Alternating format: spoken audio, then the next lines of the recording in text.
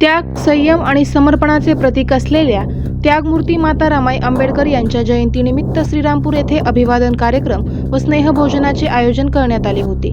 धम्मदीप प्रतिष्ठान दत्तनगर संस्थापक अध्यक्ष राधाकिसन वाघमारे तसेच संघमित्रा महिला मंडळ, विशाखा महिला मंडळ, फुले शाहू महिला मंडळ आणि पंचशील महिला मंडळ यांच्या संयुक्त विद्यमाने हा कार्यक्रम उत्साहात पार पडला.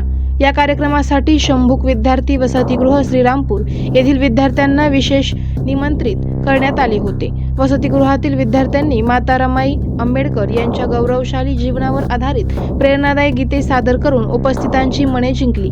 कार्यक्रमात उपस्थित मान्यवरांनी माता रमाईच्या जीवनातील विविध पैलूंवर प्रकाश टाकला.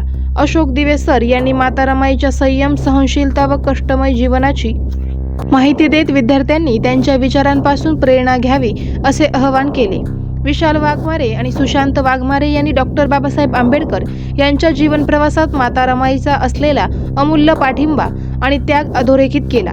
बौद्धाचार्य C.S. बनकर आणि आश्लेषा विशाल वाघमारे यांनी माता रमाईच्या त्यागामुळेच समाजाला डॉक्टर बाबासाहेब आंबेडकर मिळू शकले असे मत व्यक्त करत त्यांच्या स्मृतींना अभिवादन केले.